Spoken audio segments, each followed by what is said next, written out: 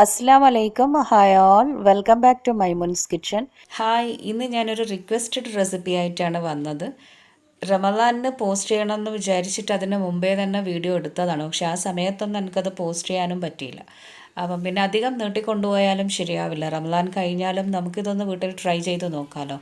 അതിനു വേണ്ടിയാണ് ഞാനിപ്പോൾ ഇത് പെട്ടെന്ന് തന്നെ പോസ്റ്റ് ചെയ്തത്. ചിക്കൻ ഹലീമാണ് ഇന്ന് ഞാൻ കാണിക്കുന്നത്. ചിക്കൻ ഹലീം എന്ന് പറയുന്നത് നമ്മുടെ സാധാരണ ഉണ്ടാക്കുന്ന അൽസ അതിനെ ഒന്ന് സ്പൈസി ആക്കി എടുക്കുന്നതാണ്. അപ്പോൾ ആ സ്പൈസി ആക്കുമ്പോൾ കുറച്ചും കൂടെ കാര്യങ്ങൾ അതിലേക്ക് ആഡ് ചെയ്യും. അങ്ങനെ ഉണ്ടാക്കിയെടുത്തൊരു ഡിഷാണിത്. നോർമലി ഇത് അറബിക് ഡിഷാണ്. അതിനൊരു ഇന്ത്യൻ ടച്ച് കൊടുത്തിട്ടൊരു ഹൈദരാബാദി സ്റ്റൈലിലാണ് ഞാനിപ്പം ഉണ്ടാക്കുന്നത്. ഇതിപ്പോൾ ഇവിടെ ഞാൻ അൽസൻ്റെ ഗോതമ്പം, അതായത് കുത്തിയ ഗോതമ്പം കുതിർത്ത് വെച്ചതാണ്. ഇത് കുതിർത്ത് വെച്ചത് ഇന്നലെ രാത്രി കുതിർത്ത് വെച്ചതാണ്. ഇപ്പോൾ സമയം രാവിലെ ഏകദേശം ഒരു 11:30 ആയിട്ടുണ്ട്. നന്നായി സോക്കായി വന്നിട്ടുണ്ട്, നന്നായി കുതിർന്ന് കിട്ടിയിട്ടുണ്ട്.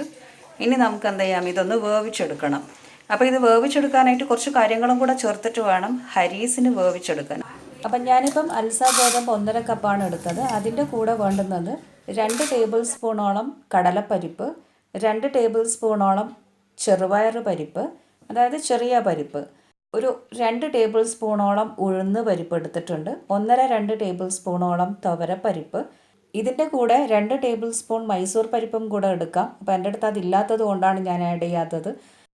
അല്ലാന്നുണ്ടെങ്കിൽ ഒരു 2 ടേബിൾ സ്പൂൺ മൈസൂർ പരിപ്പും കൂടെ ഇതിലേക്ക് ഇട്ട് കൊടുക്കാം. എന്നിട്ട് എല്ലാം കൂടെ ആദ്യം ഒന്ന് വറുത്തെടുക്കണം. എന്നിട്ടാണ് കഴുകിയ ശേഷം ആ ഗോതമ്പിൻ്റെ കൂടെ ഇട്ടിട്ട് അങ്ങ് വേവിച്ചെടുക്കേണ്ടത്. നമ്മൾ ഈ പരിപ്പ് പായസത്തിനൊക്കെ വറുത്തിട്ടല്ലേ കഴുകിയെടുക്കുന്നത്, അതേപോലെ തന്നെയാണ് ഇവിടെയും ചെയ്യുന്നത്. നന്നായിട്ട് ഇതൊന്നങ്ങ് വറുത്തെടുക്കാം.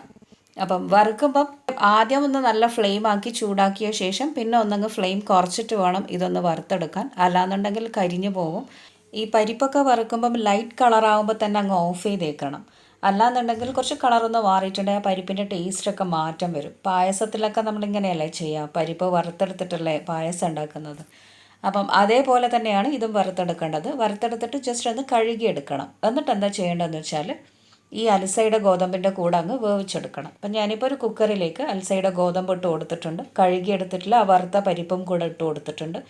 എന്നിട്ട് എന്താ ചെയ്യേണ്ടതെന്ന് വെച്ചാൽ ഇത് വേവാൻ ആവശ്യത്തിനുള്ള വെള്ളം ഒഴിച്ചു കൊടുക്കാം. ഒരു 2.5-3 ഗ്ലാസോളം വെള്ളം ഞാനിപ്പോൾ ഒഴിച്ചു കൊടുത്തിട്ടുണ്ട്. എന്നിട്ട് കുക്കർ അടച്ചിട്ടൊരു 3-4 വിസിലിന് നമ്മൾ ഈ അൽസയുടെ വെള്ളം വറ്റി വരുന്നത് വരെ അങ്ങ് വേവിച്ചെടുക്കാം. ഇപ്പോൾ ഉപ്പൊന്നും ചേർക്കണ്ട. പിന്നീട് ഗ്രേവിയൊക്കെ ഉണ്ടാക്കുമ്പോൾ ലാസ്റ്റ് പോരാന്ന് തോന്നുമെങ്കിൽ ഉപ്പ് ചേർത്ത് കൊടുക്കാം. അങ്ങനെ ഒരു 4-5 വിസിലൊക്കെ വന്നതിന് ശേഷം നന്നായിട്ട് വെള്ളമൊക്കെ വറ്റിയിട്ടുണ്ട്. എന്തോ ഭാഗ്യത്തിന് കരിഞ്ഞില്ല, അടി പിടിച്ചില്ല, വെള്ളം വറ്റി വന്നിട്ടേ ഉള്ളൂ. പക്ഷേ ഇതത്ര വെന്ത് കിട്ടിയിട്ടില്ല. അപ്പോൾ എന്താ ചെയ്യേണ്ടതെന്ന് വെച്ചാൽ കുറച്ചുകൂടെ വെള്ളം ഒഴിച്ചിട്ട് ഇത് നന്നായിട്ട് ഒന്നുകൂടെ അങ്ങ് വേവിച്ചെടുക്കാം. ഇനിയിപ്പം കുക്കർ അടച്ചിട്ട് വിസിലൊന്നും വരണമെന്നില്ല. ജസ്റ്റ് തുറന്ന് വെച്ചിട്ട് തന്നെ എല്ലാം ഒന്ന് മിക്സ് ആക്കിയിട്ടൊന്ന് നന്നായിട്ട് വേവിച്ചെടുക്കാം. ഈ അലസ വെന്ത് കിട്ടിയാലും പോരാ, നന്നായിട്ട് ഉടഞ്ഞ് കിട്ടണം. അലസയൊക്കെ അങ്ങനെയല്ല, കുറേയൊക്കെ ഉടഞ്ഞ് കിട്ടിയിട്ട് കുറച്ച് മാത്രമേ നമുക്ക് കടിക്കാൻ കിട്ടൂ. ആ ഒരു പരുവത്തിലാവണം. അപ്പം പണ്ടൊക്കെ അലസ ഉണ്ടാക്കുക എന്ന് പറഞ്ഞാൽ വലിയൊരു കുടുക്ക ചെമ്പിലിട്ടിട്ട് അങ്ങ് വേവിച്ചെടുക്കുക ചെയ്യുക. അപ്പം വെള്ളം ആവശ്യത്തിനനുസരിച്ച് ചൂടുവെള്ളം ഇങ്ങനെ ഒഴിച്ചു കൊടുത്തോണ്ടേയിരിക്കും. അപ്പം അതേപോലെ തന്നെയാണ് ഞാനിപ്പം കുക്കറിൽ ഉണ്ടാക്കുമ്പോഴും ചെയ്യുന്നത്. പോരാന്ന് തോന്നിയ വെള്ളം ഞാനിപ്പോൾ അങ്ങ് ഒഴിച്ചു കൊടുത്തിട്ടുണ്ട്. എന്നിട്ട് നന്നായിട്ട് ഇതങ്ങ് മിക്സാക്കി എടുത്തിട്ടുണ്ട്. ഇതിലേക്ക് കുറച്ച് പട്ട, ഗ്രാമ്പു, ഏലക്ക ഇവ 3 അങ്ങ് ചേർത്ത് കൊടുക്കുക. എല്ലാ സ്പൈസസും ഒന്നും ചേർക്കുന്നില്ല. ഈ 3 കാര്യങ്ങൾ മാത്രമേ ഞാനിപ്പോൾ ഇതിൽ ചേർത്തിട്ടുള്ളൂ. ഇനിയിപ്പോൾ ഇത് നന്നായിട്ട് ഒന്നങ്ങ് മിക്സാക്കി എടുത്തിട്ട് ഇതൊന്ന് തിളപ്പിച്ചിട്ട് നന്നായിട്ട് വേവിച്ച് ഉടച്ചെടുക്കണം. അപ്പോൾ പണ്ടൊക്കെ മന്ത് കൊണ്ടാണ് ഇത് നന്നായിട്ട് ഉടച്ചെടുക്കാൻ. അൽസയൊക്കെ ഉടച്ചെടുക്കുന്നത് മന്ത് കൊണ്ടാണ്. അപ്പം ഞാനിപ്പം മന്തൊന്നും ഇല്ല. അപ്പോൾ അതുകൊണ്ട് മുട്ടടിക്കുന്ന ഒരു ഹാൻഡ് വിസ്ക് ഉണ്ട്, അത് വെച്ചിട്ട് അങ്ങനെ അങ്ങ് ഉടച്ചെടുക്കാമെന്നാണ് വിചാരിച്ചത്. അല്ലെങ്കിൽ ഒന്ന് മിക്സിയിൽ കുറച്ചിട്ടിട്ട് അങ്ങ് ക്രഷ് ചെയ്തെടുത്താലും മതി. ഞാനിപ്പം കുറച്ച് വെള്ളം ഒഴിച്ചിട്ടുണ്ട്. അതിൻ്റെ കൂടെ കുറച്ച് ഉപ്പ് ചേർത്ത് കൊടുത്തിട്ടുണ്ട്.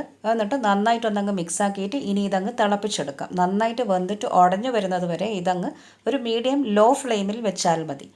ഈ സമയം ചിക്കൻ്റെ ഒരു മസാല ഉണ്ടാക്കണം. ചിക്കൻ ഞാൻ ആദ്യമേ ഉപ്പും മുളകും മഞ്ഞളും ഇട്ടിട്ട് വേവിച്ച് വെച്ച ചിക്കൻ ഇവിടെ ഉണ്ട്. അപ്പോൾ അതുകൊണ്ട് ഞാൻ വേറെ തന്നെ എക്സ്ട്രാ എടുത്ത് വേവിക്കുന്നില്ല. അപ്പം ഓൾറെഡി ഉള്ളത് കൊണ്ടാണ് ഇങ്ങനെ ചെയ്യുന്നത്. അല്ലാന്നുണ്ടെങ്കിൽ നമ്മൾ സെപ്പറേറ്റ് ആയിട്ടൊരു ഗ്രേവി ഉണ്ടാക്കണം. അപ്പം ഈ ഒരു ചിക്കൻ ഉള്ളതുകൊണ്ട് പിന്നെ ഒരു മസാല ഉണ്ടാക്കിയിട്ട് ഇതങ്ങ് ഒഴിച്ചു കൊടുക്കുകയാണ് ചെയ്യുന്നത്. അപ്പം ഇതെൻ്റെ ഒരു ഈസി പണിയാണ് കേട്ടോ. ഇങ്ങനെ ഇടയ്ക്ക് ചിക്കൻ അവിടെ വേവിച്ച് വെച്ച് കഴിഞ്ഞാൽ പിന്നെ നമുക്ക് ആവശ്യത്തിന് ഉപയോഗിക്കാമല്ലോ. അപ്പം അതിന് വേണ്ടിയിട്ട് എടുത്ത് വെക്കുന്നതാണ്.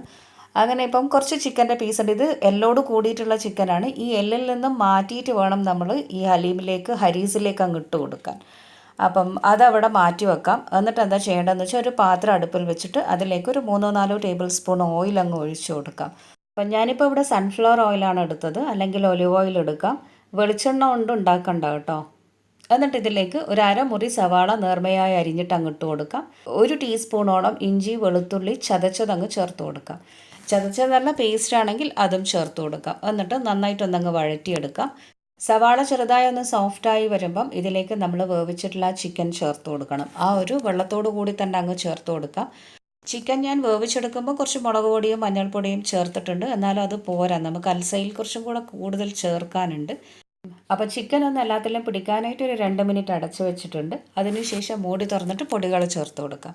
ഒരു 1/2 ടീസ്പൂൺ മഞ്ഞൾപ്പൊടി, 1 ടേബിൾ സ്പൂണോളം മല്ലിപ്പൊടി ചേർത്ത് കൊടുക്കാം. 1 ടീസ്പൂൺ മുളക് പൊടിയും ചേർത്തിട്ട് നന്നായിട്ടൊന്നങ്ങ് മിക്സാക്കി എടുക്കാം. ഇപ്പം പൊടികളെല്ലാത്തിലും അങ്ങ് മിക്സ് ആയിട്ടുണ്ട്. ഇനി ആ ഒരു പൊടിയുടെ കുത്തലൊന്ന് മാറാനായിട്ട് നമുക്കൊരു 2-3 മിനിറ്റ് ഒന്ന് അടച്ച് വെക്കാം. അപ്പം ഒരുപാട് അങ്ങ് ഡ്രൈ ആയി പോയപ്പം ഞാൻ ഒരു 1/2 ഗ്ലാസ് വെള്ളം ഒഴിച്ച് കൊടുത്തിട്ടുണ്ട് കേട്ടോ. എന്നിട്ട് നന്നായിട്ടൊന്നങ്ങ് മിക്സാക്കി എടുക്കാം. മിക്സാക്കിയിട്ട് ഈ സ്പൂണ് കൊണ്ട് തന്നെ ചിക്കൻ നന്നായിട്ടൊന്നങ്ങ് ഉടച്ചെടുക്കണം. ചിക്കൻ ഈ സ്പൂണ് കൊണ്ട് നന്നായിട്ടൊന്നങ്ങ് കുത്തി കൊടുത്തിട്ട് ഉടച്ചെടുത്താൽ മതി. അപ്പം ഈ ഗ്രേവിയൊക്കെ അപ്പം ചിക്കനിൽ നന്നായിട്ട് പിടിച്ച് കിട്ടിയിട്ടുണ്ട്. ഇനി ഇതിലേക്കാണ് വേവിച്ചിട്ടുള്ള ഗോതമ്പിൻ്റെ കൂട്ട് ചേർത്ത് കൊടുക്കേണ്ടത്. അപ്പോൾ അതിന് മുമ്പ് ഞാനിപ്പം കുറച്ച് ഉള്ളിയും കാഷ്യും ഒന്ന് ഫ്രൈ ചെയ്തെടുക്കുകയാണ്. നമ്മൾ സാധാരണ ബിരിയാണിയിലൊക്കെ ചെയ്യുന്നില്ലേ, അതേപോലെ തന്നെയാണ് ഉള്ളിയും കാഷ്യും പൊരിച്ചെടുക്കേണ്ടത്. നല്ല നെയ്യിൽ, അതായത് ഗീയിൽ നേർമയായി അരിഞ്ഞിട്ട് ഒരു സവാള അങ്ങോട്ട് കൊടുക്കാം. എന്നിട്ട് നന്നായിട്ട് മൂപ്പിച്ചെടുത്തിട്ട് ഒരു ബ്രൗൺ കളർ ആകുമ്പം കോരിയെടുക്കാം. അതേ നെയ്യിൽ തന്നെ കുറച്ച് കാഷ്യും കൂടെ ഇട്ടിട്ട് ഒന്നങ്ങ് നന്നായിട്ട് പൊരിച്ചെടുക്കാം. അപ്പോൾ ഇതൊക്കെ സാധാരണ നമ്മൾ അൽസയിലിടുന്ന പോലെ ഗാർണിഷിങ്ങിന് വേണ്ടിയിട്ടാണ്. ഞാനിപ്പം കാഷ്യും ഉള്ളിയും പൊരിച്ചെടുത്തിട്ടുണ്ട്. ഇപ്പോഴേക്കും നമ്മുടെ അൽസ നന്നായിട്ട് വെന്ത് വന്നിട്ടുണ്ട്, ഗോതമ്പ് വെന്ത് വന്നിട്ടുണ്ട്. എന്നാലും കുറച്ചൊക്കെ ഉടഞ്ഞു കിട്ടാനുണ്ട്. അപ്പം ഇത് നമ്മളിനി ആ ചിക്കൻ്റെ ഗ്രേവിയിലേക്ക് ഇട്ടിട്ടാണ് കൂടുതലായിട്ട് ഉടച്ചെടുക്കേണ്ടത്. അപ്പം ഇനി ഫ്ലെയിം ഓഫ് ചെയ്യാം. എന്നിട്ട് നമുക്കിത് ഈ ചിക്കൻ്റെ ഗ്രേവിയിലേക്ക് അങ്ങ് ഇട്ട് കൊടുക്കാം. അപ്പം ഗ്രേവി ഞാൻ ഫ്ലെയിം ഓഫ് ചെയ്ത് വെച്ചതാണ്. ഇനിയിപ്പം ഈ ഗോതമ്പിൻ്റെ കൂട്ടും കൂടെ ഇട്ട് കൊടുത്തിട്ട് ഫ്ലെയിം ഓൺ ചെയ്തിട്ട് നന്നായിട്ടൊന്നങ്ങ് അടിച്ച് ഉടച്ചെടുക്കാം. നമ്മൾ സാധാരണ മന്ത് കൊണ്ടാണ് ഉടച്ചെടുക്കുന്നത്. അപ്പോൾ ഇവിടെ മന്ത് ഇല്ലാത്തത് കൊണ്ട് അപ്പോൾ ഒരു ഹാൻഡ് വിസ്ക് കൊണ്ട് നന്നായിട്ട് അങ്ങ് ഉടച്ചെടുത്താൽ മതി. അതല്ലെങ്കിൽ ജസ്റ്റ് ഒന്ന് ക്രഷ് ചെയ്തതിന് ശേഷം ഈ ചിക്കൻ്റെ മിക്സിലേക്ക് അങ്ങ് ഇട്ട് കൊടുത്താൽ മതി.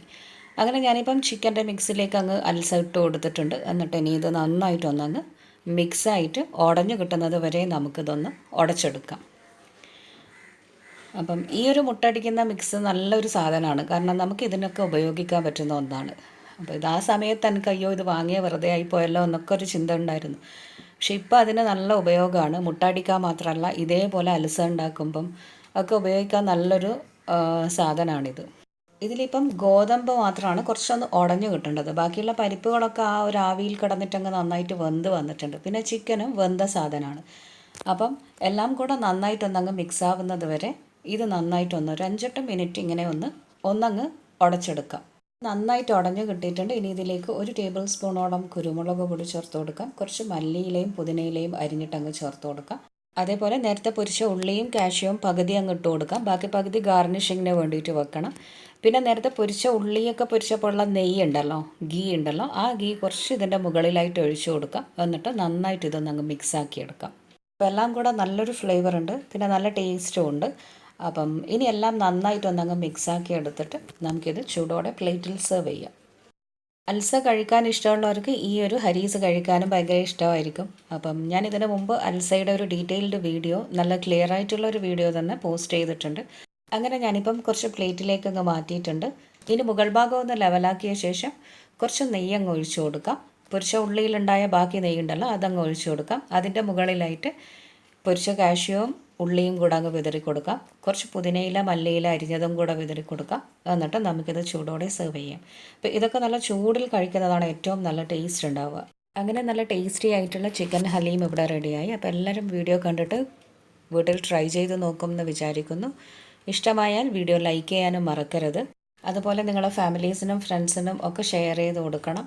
അപ്പം പുതിയ വീഡിയോസ് കാണാനായിട്ട് keep watching Maimoon's kitchen. Thank U.